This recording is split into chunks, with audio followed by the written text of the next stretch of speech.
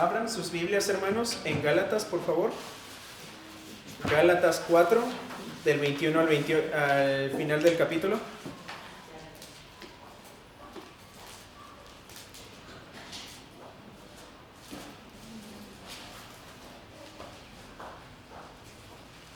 Gálatas 4, del 21 al final del capítulo.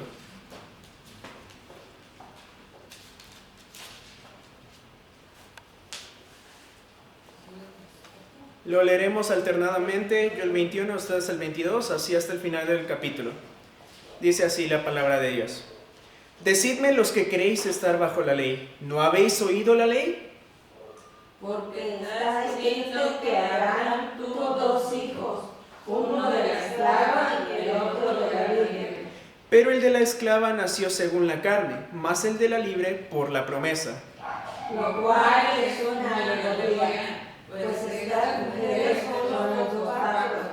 El uno proviene del monte Sinaí, el cual da hijos para esclavitud. Este es Agar. Porque Agar es el monte Sinaí en Arabia y corresponde a la Jerusalén actual, pues ésta, junto con sus hijos, está en esclavitud. Mas la Jerusalén de arriba, la cual es madre de todos nosotros, es libre. Porque está escrito, regocíjate, oh estéril, tú que no das luz, prorrumpe en júbilo, y clama tú que no tienes dolores de parto, porque más son los hijos de la desolada que el de la que tiene marido.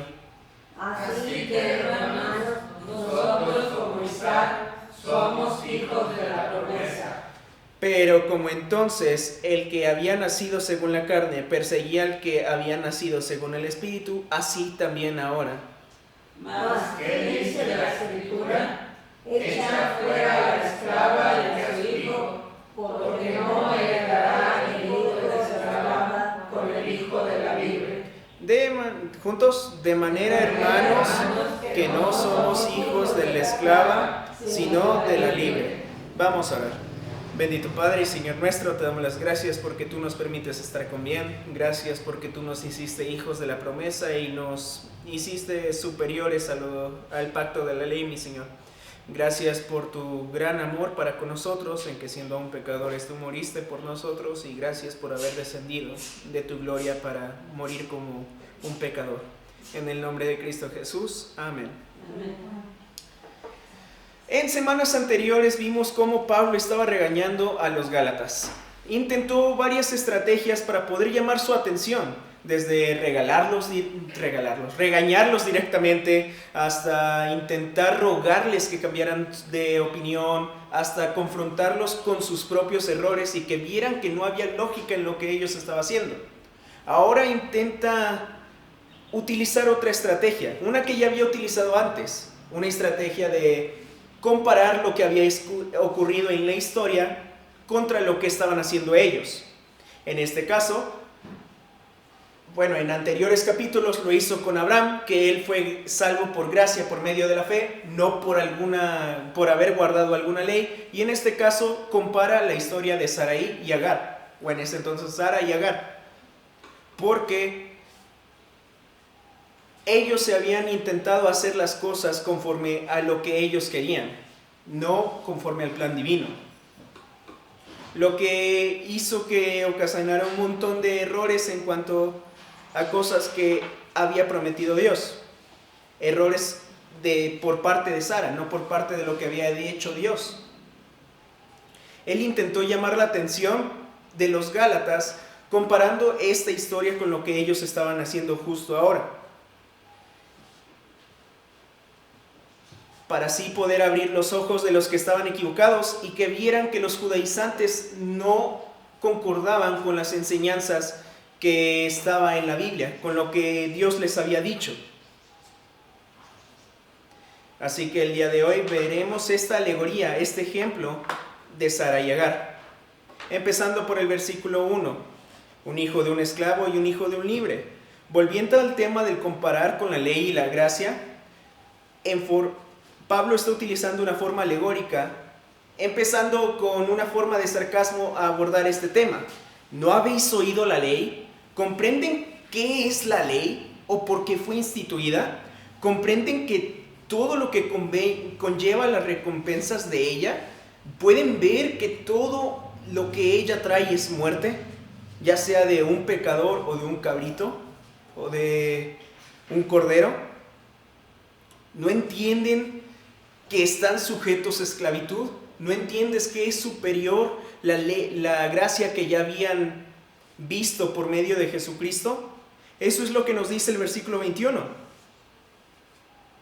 ¿Creéis estar bajo la ley? ¿En serio? ¿No la habéis oído ya?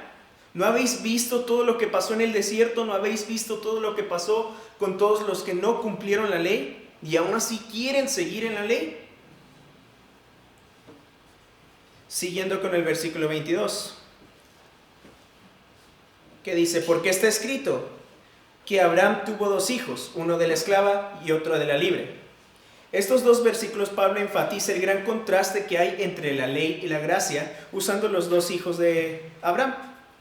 Esta historia se encuentra en Génesis 16 al 21, omitiendo el capítulo 18 y 19 creo, porque esos se saltan un poco, del 18 al 21, porque es justo cuando sucede lo de Sodoma y Gomorra. Entonces, primero Abraham tuvo a Ismael, después pasó lo de Sodoma y Gomorra y después pasó lo de Isaac, en cuanto al orden que tenemos en la Biblia. En esta historia, Sara le dio a Abraham a su sierva Agar para que tuviera un hijo con ella, porque ella creía que ella no podía cumplir la promesa de Dios con su propio cuerpo. ¿Por qué hizo esto Sara? Esta era una cuestión cultural. En esos días aquellas mujeres estériles hacían este procedimiento y adoptaban como si fuera suyo a los hijos que había tenido la esclava. Como la esclava era de su posesión, ahora el hijo era de su posesión también. Era una costumbre que se llevaba haciendo en esos tiempos de los caldeos. Ella, a causa de su vejez, había perdido la fe. La fe en poder ser el instrumento que Dios podría usar para cumplir el pacto que había hecho con Abraham. Cuando Agar logró concebir y darle a Abraham a este hijo, al ser una esclava, Agar llevaba a ser un esclavo también el hijo, automáticamente. Mientras que al venir Isaac pudo cumplir la promesa del pacto que Dios había instituido, siendo un hijo libre. En la historia de esta sección de la Escritura, al ver que Agar había quedado encinta y al sentirse desplazada, Sara intentaría sacar a Agar de su casa durante mucho tiempo, con muchas otras razones, porque ella, a pesar de que lo había pedido, se había sentido menos, se había sentido desplazada, se había sentido mal. Consecuencias, obviamente, de su pecado. Bajo muchas formas intentó hacer que Agar o escapara o fuera echada del respaldo de la casa de Abraham. Pero Dios hizo que se quedara en casa de Abraham hasta que Ismael nació. Cuando Ismael nació, Abraham tenía 86 años. Y cuando nació Isaac, Abraham tenía 100 años. Entre Ismael e Isaac hubo 14 años de diferencia, añadiendo los 3 años del destete de Isaac, que en promedio en la cultura judía se destetan desde los 2 o 3 años hasta los 6 en algunos casos, no siempre. Así que hubo 17 años de diferencia, 17 años en donde Ismael estuvo en casa de Abraham. Ismael estuvo siendo formado por su padre Abraham. Cuando Sara no aguantó más, le dijo a Abraham que echara tanto a la madre como a su hijo de su casa, porque Sara intentó echar con tanto esmero a Agar e Ismael. ¿Y por qué lo había hecho? Fácil. Recordaban su falta de fe, recordaban su pecado, su intento de querer saltarse los planes de Dios y hacer las cosas a su manera. Con nuestras obras nunca lograremos alcanzar lo que Dios quiere, así como en la ley. Por más obras que nosotros hagamos, No vamos a poder acercarnos a Dios con nuestras propias fuerzas. No es sin el sacrificio de Cristo que nosotros nos podemos acercar a Dios. Versículo 23. Pero el de la esclava nació según la carne, mas el de la libre por la promesa. El nacimiento de Ismael fue impulsado por la falta de fe de Abraham y Sara en el pacto que Dios ya había instituido en el futuro con el fruto, mejor dicho, de intentar usar los medios humanos u obras para lograr que se hiciera el plan de Dios, en lugar de que Dios hiciera todo el trabajo de forma milagrosa. Cuando nosotros intentamos hacer cosas para ayudar a Dios es cuando todo empieza a salir mal, ya que nuestros medios humanos no son los adecuados para hacer los planes divinos.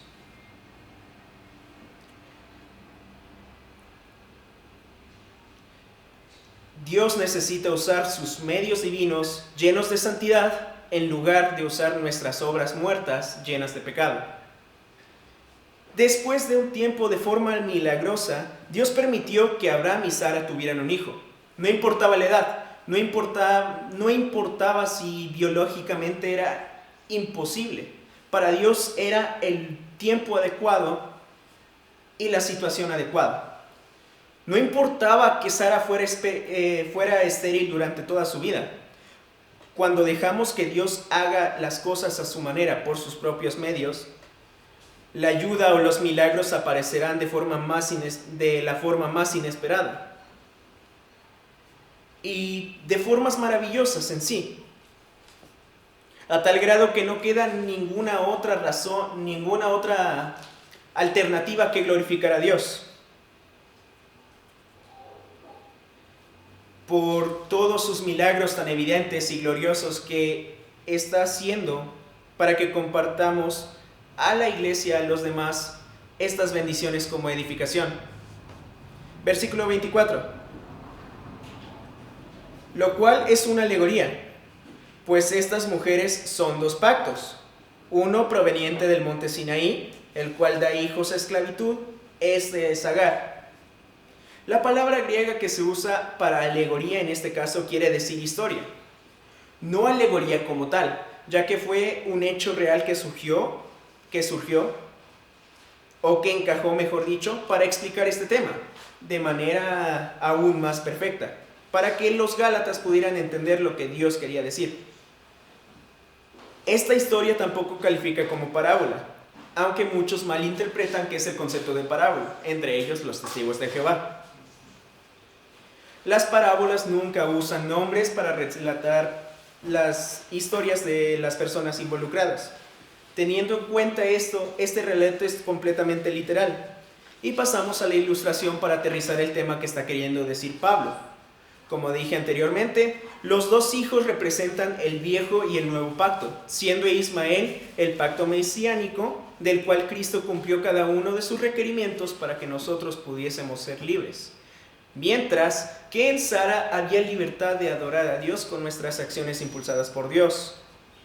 En Agar solo podíamos tener un camino a muerte, un camino a esclavitud, mientras que en el hijo de la promesa, en el pacto que se le dio a Sara, pudimos tener cosas superiores. Versículo 25. Porque Agar es el monte Sinaí en Arabia y corresponde a la Jerusalén actual.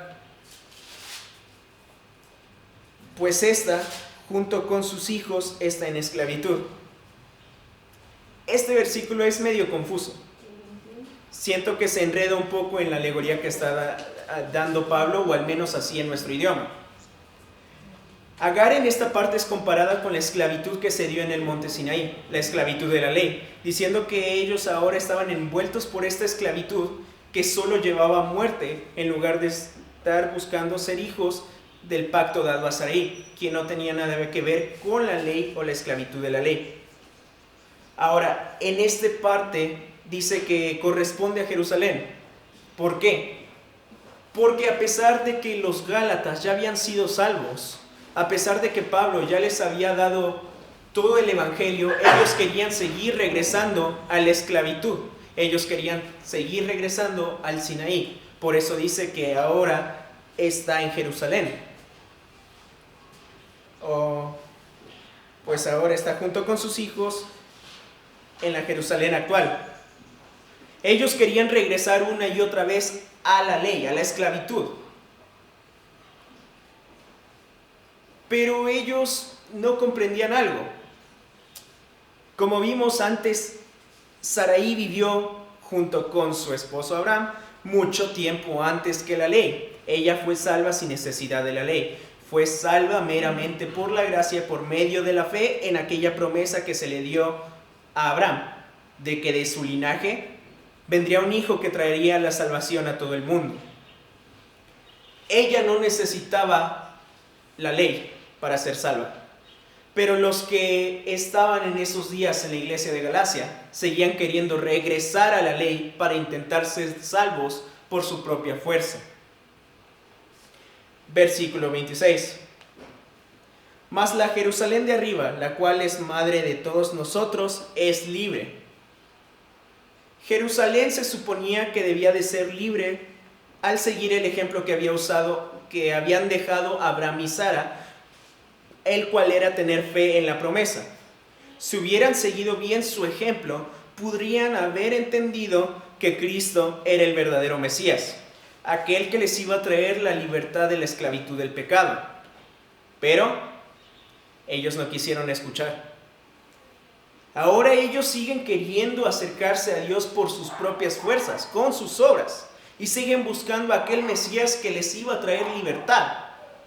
Pero ya es demasiado tarde, porque ese Mesías ya vino. Y ellos seguirán cegados por su orgullo hasta que Jesús venga otra vez. Hasta que ellos puedan comprender en aquella abominación, en medio de la gran tribulación, de que Jesús, aquel que habían crucificado, era el verdadero Mesías, el Hijo de Dios.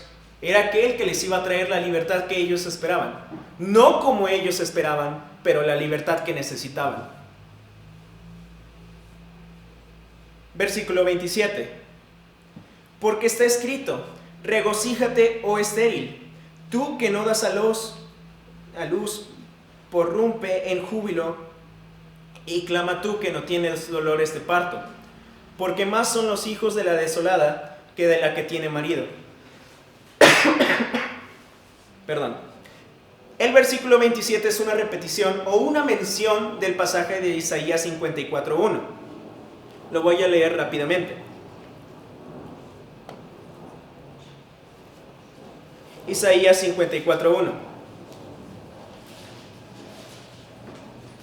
Es 55.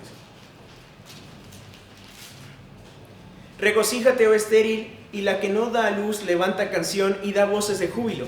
La que nunca estuvo en parto, porque más son los hijos de la desamparada que de los de la que está casada.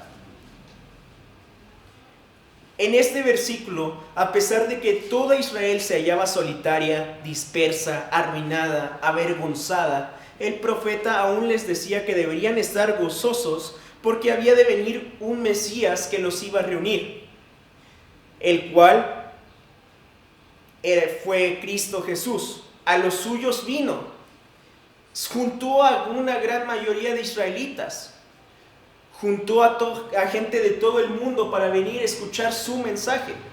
Romanos, de otras tierras, de Decápolis, todos se juntaban para escuchar su mensaje. Pero los suyos no le recibieron, por lo que ahora ellos están cegados por su mismo orgullo, para que después puedan ver que el Mesías que esperaban fue crucificado en el Calvario.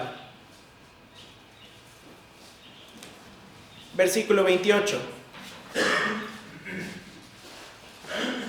Así que, hermanos, nosotros como Isaac somos hijos de la promesa. Así como Isaac fue hijo de la promesa, en que por la fe que tuvieron sus padres serían benditas todas las naciones, nosotros también somos herederos de esta misma fe, gracias a la redención por la sangre de Cristo Jesús. En sermones anteriores vimos que muchos creen que al ser nosotros salvos pasamos a ser automáticamente judíos, cuando no es así. muchos malinterpretan eso que somos herederos. Como dije, nosotros somos herederos por medio de redención, por medio de adopción, no por medio de sangre.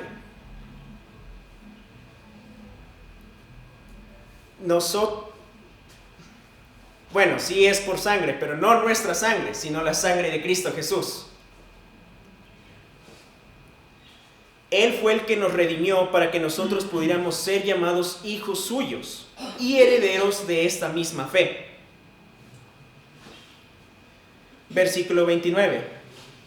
Pero como entonces el que había nacido según la sangre perseguía al que había nacido según el Espíritu, así también es ahora. Desde que ambos nacieron siempre hubo choques entre Ismael e Isaac. Se nos dice en la historia de Génesis que Ismael se burlaba de Isaac. Ismael intentaba hacer menos a Isaac porque él era el primogénito, él era el mayor.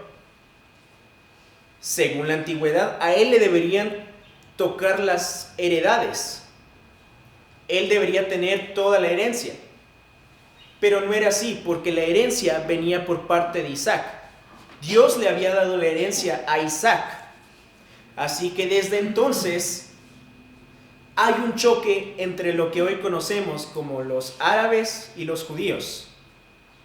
Aún hoy en día lo podemos ver en esta guerra que está pasando en Irán, en Gaza. Los conflictos en Medio Oriente vienen desde el nacimiento de estas dos naciones y siempre habrá una lucha entre ellos, la cual no terminará hasta que Cristo venga a reinar conforme a su voluntad. Versículo 30. ¿Mas qué dice la Escritura? Echa fuera a la esclava y a su hijo, porque no heredará el hijo de la esclava con el hijo de la libre. El versículo 30 cita a Génesis 21:10 para ilustrar de la misma manera que Agar fue echada para no recibir herencia de Isaac a través de Ismael. Asimismo, los que quieren seguir justificando por la ley serán echados para que no reciban nuestra herencia de la fe, recordándonos la parábola que Cristo dijo acerca del trigo y la cizaña. El trigo parecía que estaba bien. La cizaña parecía que estaba bien. Si se fijan bien, cuando están creciendo el trigo y la cizaña son muy parecidos, muy similares. Podemos compararlo con nuestras iglesias hoy en día. Si uno va a algunas iglesias legalistas, sin entender bien todo este movimiento, todo parece que está bien. No es hasta que sus obras son probadas por fuego que podemos ver cómo son las cosas realmente. Y en algún momento ellos van a ser desechados por no tener la fe verdadera. La fe en que no necesitan sus obras para poder llegar a Dios, que es lo que de verdad importa. Versículo 31. De manera, hermanos, que no somos hijos de la esclava, sino hijos de la libre. Contrastando toda esta alegoría con lo que estaban enseñando los judaizantes, llegamos a la conclusión de que nosotros somos hijos de gracia, hijos de la promesa, hijos de la fe en Cristo Jesús.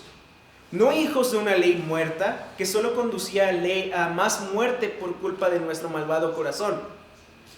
Nosotros somos hijos de Dios a través de Cristo Jesús. La ley no tenía forma de dar vida. En Cristo nosotros tenemos vida y vida abundante. Gracias a la fe, nosotros no necesitamos ser forzados a seguir una ley de muerte. Somos hijos de gracia por medio de la fe en la redención por la sangre de Cristo Jesús. No necesitamos nada más para la salvación. Todo lo hizo Él, pues Él ya pagó todo. Y por esto tenemos la libertad de poder seguir sirviéndole día a día para crecer en santidad hasta un día llegar a ser semejantes como Él en el cielo. Vamos a ver. Bendito Padre y Señor nuestro, te damos las gracias por tu bondad y misericordia, en que siendo aún pecadores tú decidiste derramar hasta la última gota de tu sangre por nosotros. Gracias por tu bondad, por tu misericordia y por todo lo que has hecho por nosotros, Señor. En el nombre de Cristo Jesús. Amén. ¿Alguien tiene preguntas para nuestro hermano con lo que explicó esta